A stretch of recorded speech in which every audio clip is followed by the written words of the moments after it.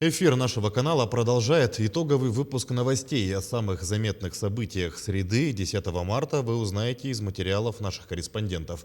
В студии Сергей Михедов. Здравствуйте. Коротко о главных темах. В Алданском районе начала работать офтальмологическая служба. Работа нового подразделения сопряжена с рядом трудностей.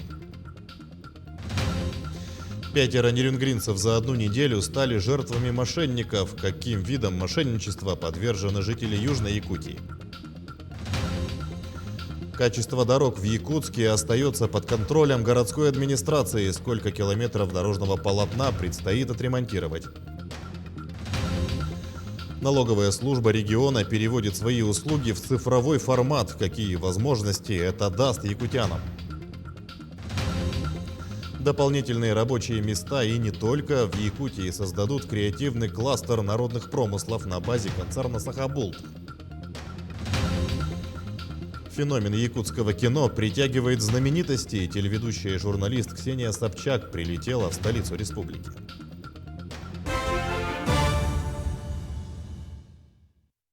Сегодня в селе Тасагар Вилюйского улуса торжественно открыли новое здание Тасагарской средней школы. Она носит имя заслуженного юриста России и Якутии Николая Каратаева.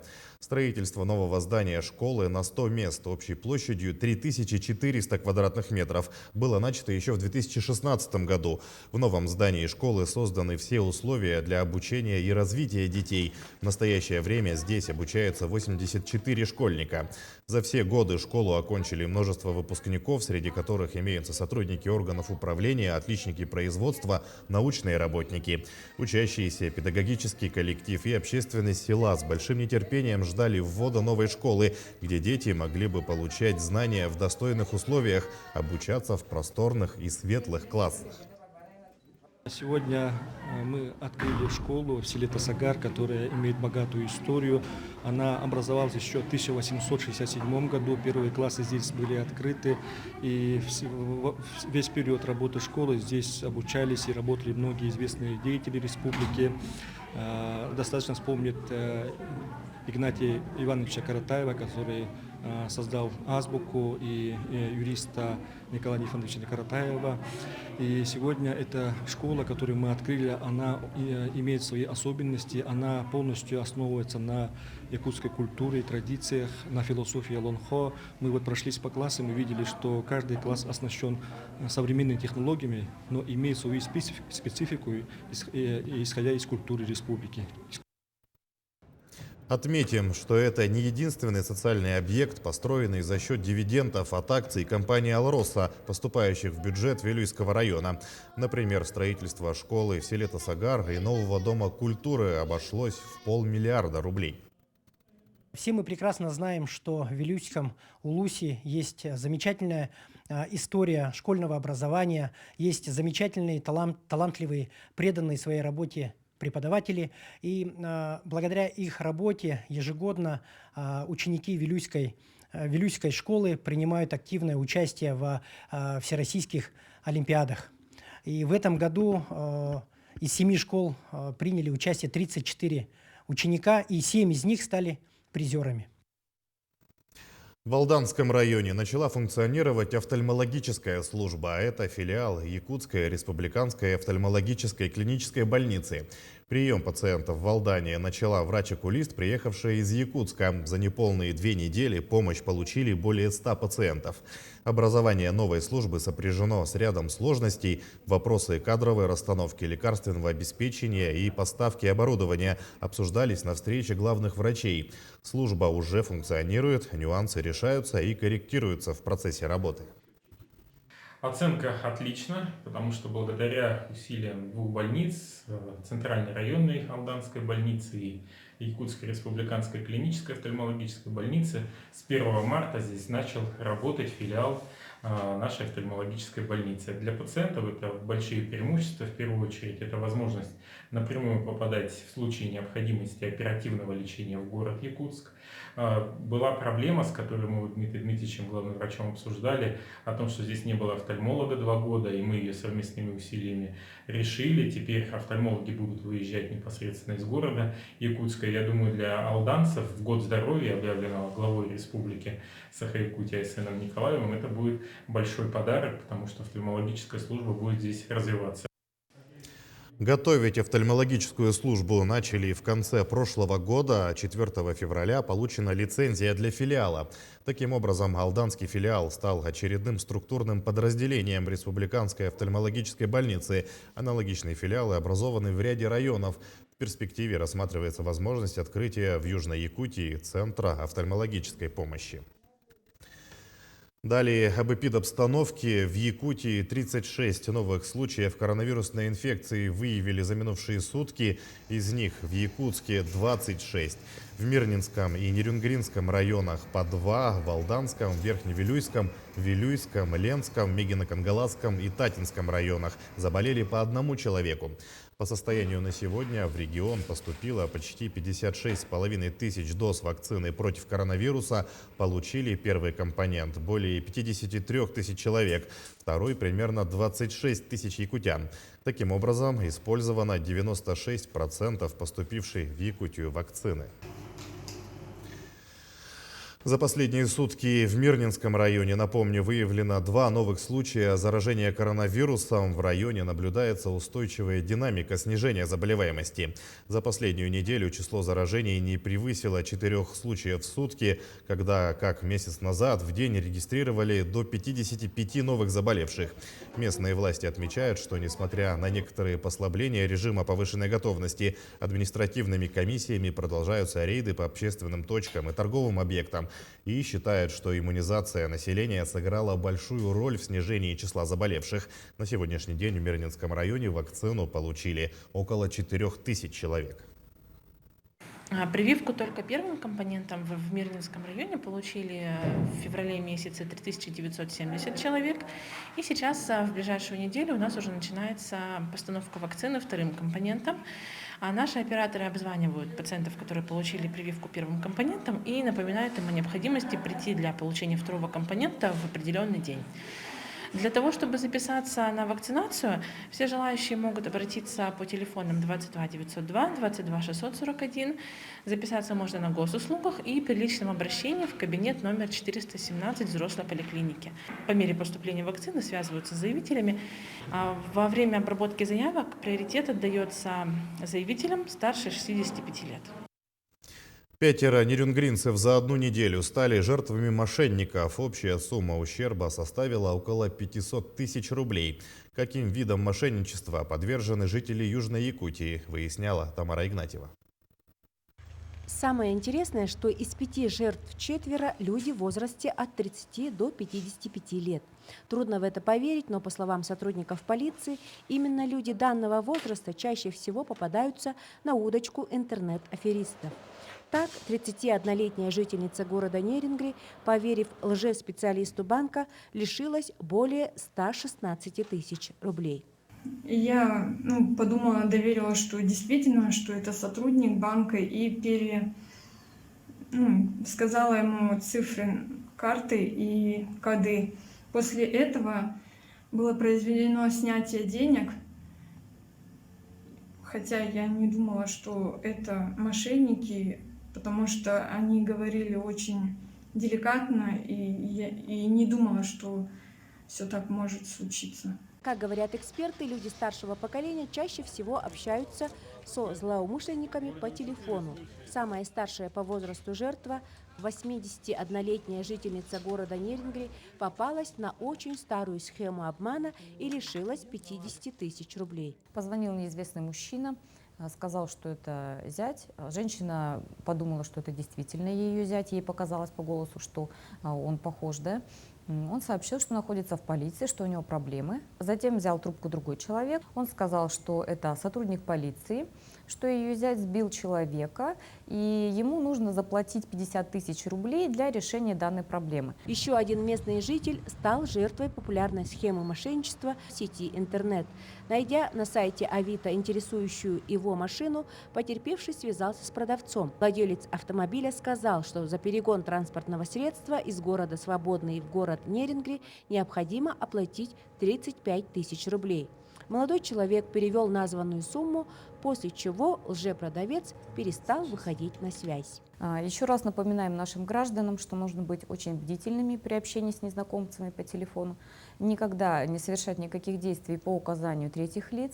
И если вам звонят, представляются сотрудниками банка, никогда не называть никакие свои персональные данные и тем более не осуществлять никаких денежных переводов. Все самые распространенные виды мошенничества объединяются одним общим знаменателем. Они осуществляются с учетом психологии потенциальных жертв аферистов. Именно поэтому необходимо помнить о том, что персональные данные, такие как пароль, логин, номер банковского счета, кодовое слово, нельзя передавать в третьи руки. Тамара Игнатьева, Вадим Барашков, Нерингри. Ленский район вошел в антирейтинг энергосбыта. Управляющие компании и население задолжали ресурсоснабжающей организации 78 миллионов рублей. Долги копятся по-разному. Одни не платят по счетам, другие незаконно подключаются. Последним грозит штраф. Олеся Васева с подробностями. Счетчик не крутится, а энергия идет. Электрик управляющей компании без проблем находит в щитке незаконное присоединение. В одной из квартир давно не платит за электричество, поэтому специалисты опечатали щиток. Однако жители оказались находчивыми, подключились обратно.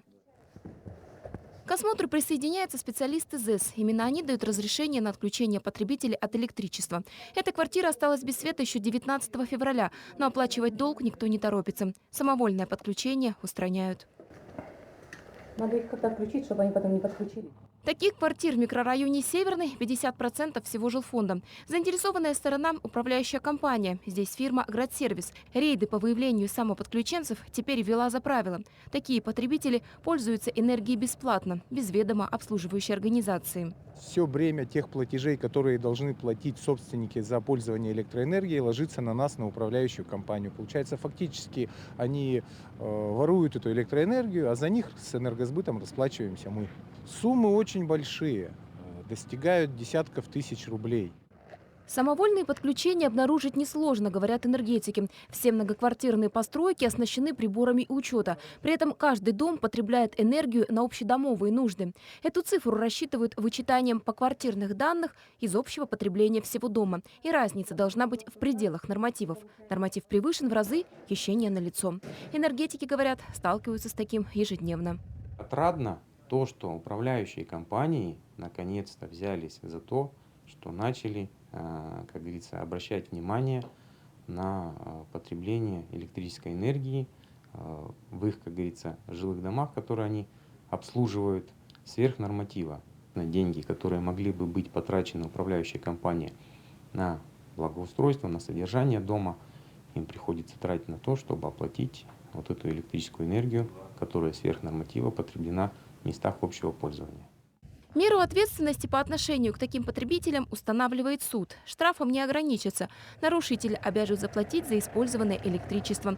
Если имело место его безучетное использование, то считается, что потребление производилось круглосуточно с максимально допустимой мощностью. А значит, и сумма может быть весьма внушительной.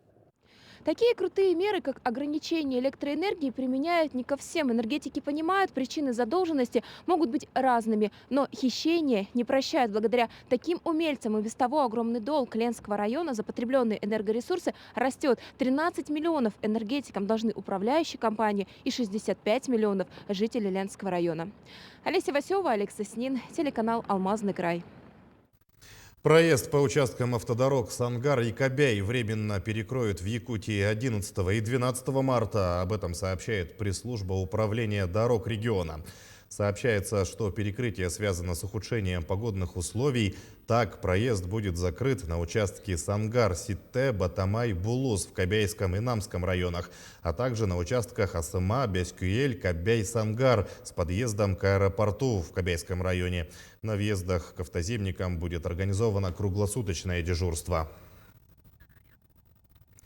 Между тем, качество дорог столицы остается под контролем городской администрации. Специалисты отдела дорожного строительства МКУ «Главстрой» начали традиционный выезд по гарантийным обязательствам генерального подрядчика.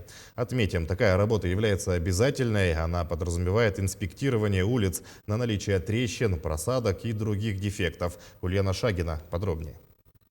Контроль качества производится несколько раз в год на каждом этапе строительства дорожного полотна. Вот и сегодня специалисты МКУ «Главстрой» вышли с очередной проверкой качества проделанных работ на автодорогах столицы. Первый пункт – улица Курашова, где универсальной рейкой специалисты вымеряют колейность на дороге. После ремонта уже проверяется, да? Да, после укладки асфальтобетонной смеси сразу проверяется уклон и, получается, уже со временем проверяется колейность. Напомним, за 2 года участия Якутска в нацпроекте «Безопасные и качественные дороги» построено и отремонтировано около 50 километров дорог. Так, если в 2018 году отремонтировано более 5 километров, то в 2020 цифры увеличились в разы и составили порядка 24 километров. В 2021 году план увеличили вдвое, так что максимальная слаженность в действиях требуется не только от подрядчиков, но и от профильных ведомств, а также ресурсно-снабжающих организаций. Проверки осуществляются на разных этапах, причем лабораторный контроль качества также обязателен. Для этого привлекаются различные независимые лабораторные организации, что позволяет выявить даже небольшие отклонения от нормативных требований. Заключаем договора с независимыми лабораториями на испытания смесей асфальтобетонных, на испытания материалов и качества выпускаемой продукции.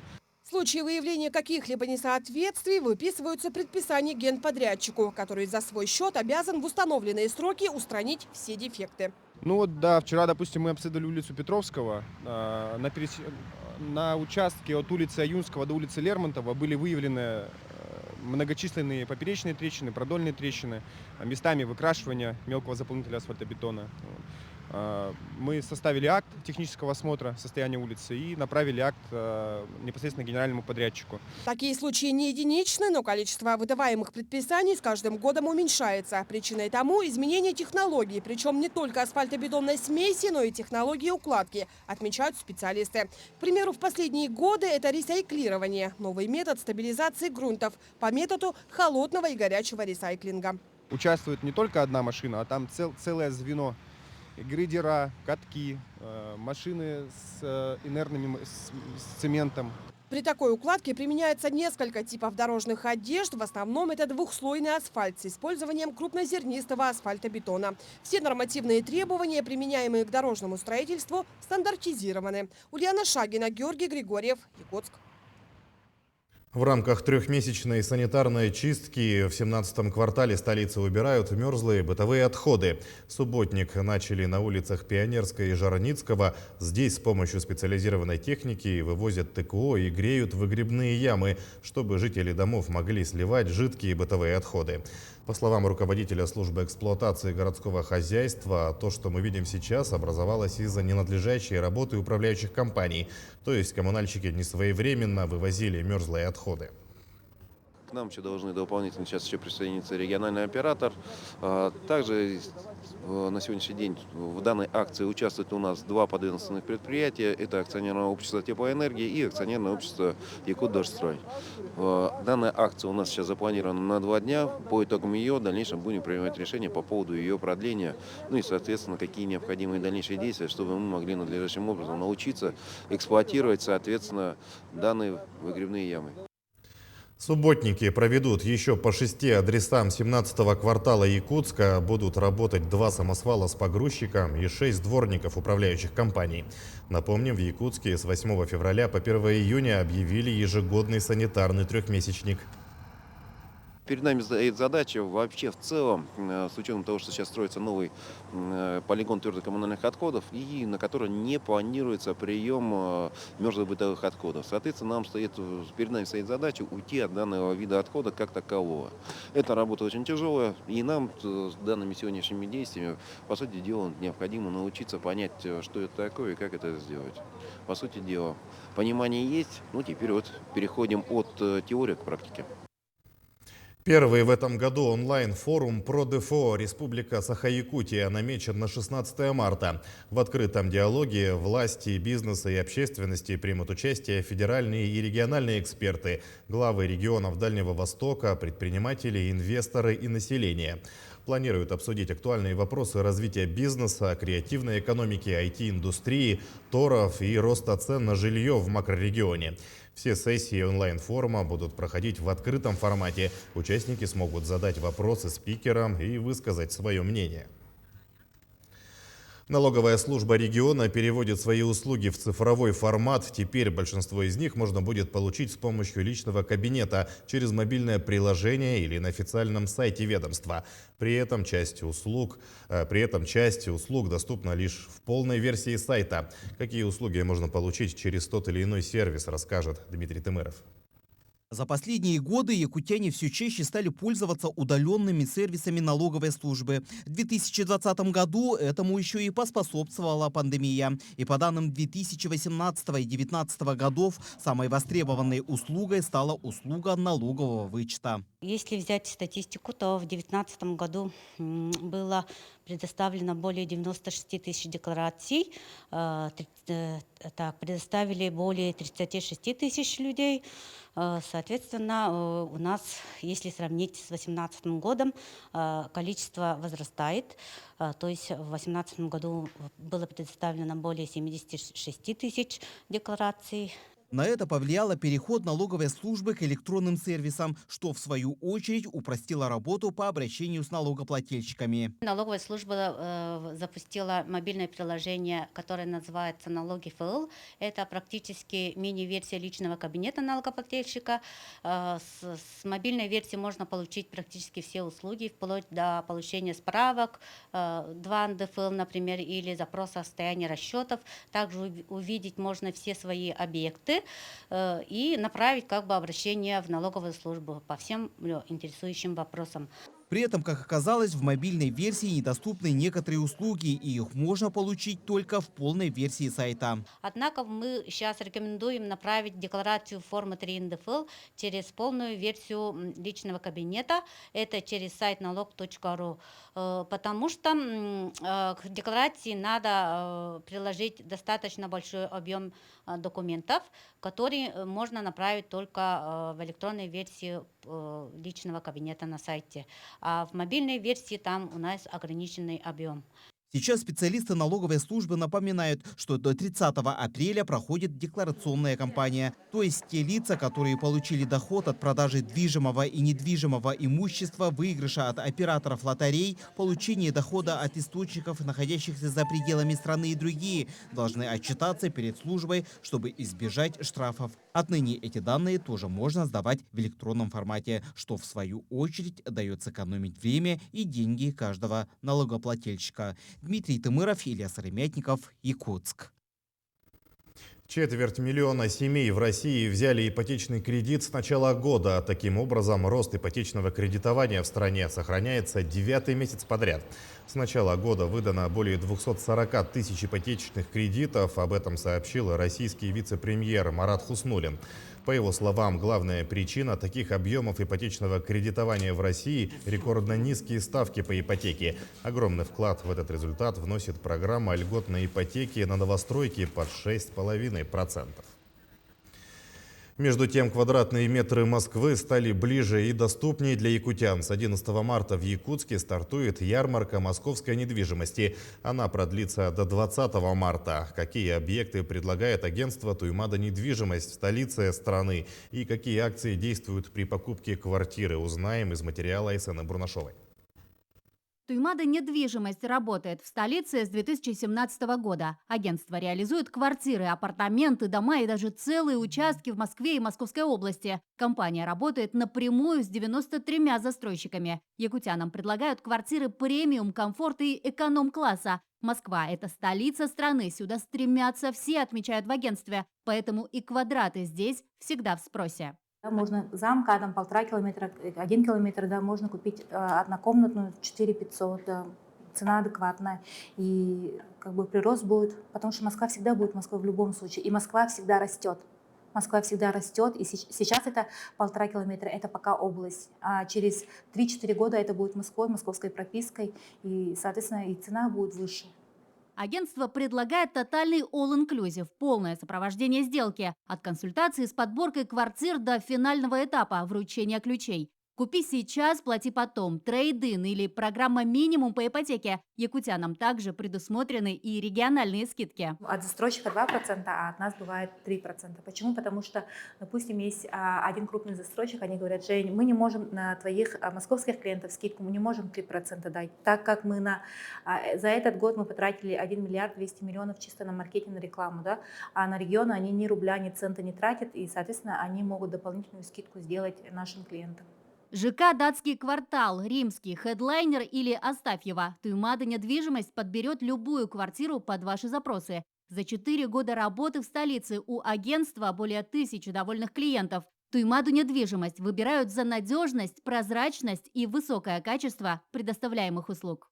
Выводят нас на сделку, сопровождают, с документацией помогают, на ипотеку они сами одабривают. То есть мы просто взяли документы, какие потребовали, им отправили, и все, сидели, ждали. 4800, 77 квадратов.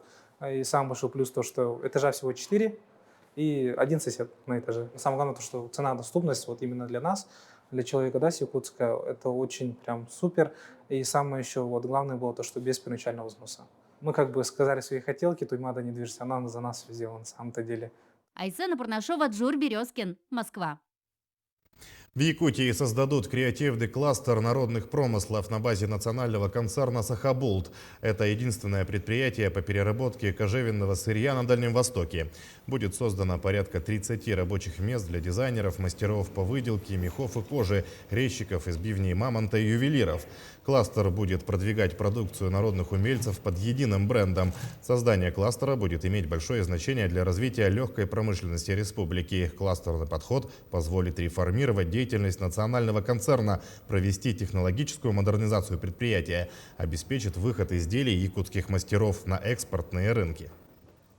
Что вообще необходимо будет в ближайшее время сделать? Разработать стратегию кластерного развития Сахабулта. С учетом того, что продукция Сахабулта должна выходить на мировой рынок и меняются требования к продукции и к деятельности компаний, необходимо работать так называемую ESG-стратегию Сахабулта, которая заключается в учете в развитии Сахабулта 3 важнейших факторов – экологических, социальных и управленческих. Телеведущая и журналист Ксения Собчак прилетела в столицу республики сегодня. Она провела встречу с представителями якутского кинематографа в павильоне Сахафильма. Также Ксения Собчак побывала в смарт-библиотеке, где пообщалась с местными режиссерами и продюсерами. А уже завтра она отправится в Амгинский район. Там Собчак планирует провести съемки выпуска для своего YouTube-канала и встретиться с якутским кинорежиссером Дмитрием Давыдовым. Его фильм «Пугало» журналист высоко оценила во время фестиваля «Кинотавр», заявив, что индустрия кино в республике переживает расцвет. Такое наши корреспонденты увидели среду, 10 марта. Мы продолжаем следить за развитием событий. Не забывайте носить маску, соблюдать безопасную дистанцию. Оставайтесь с нами.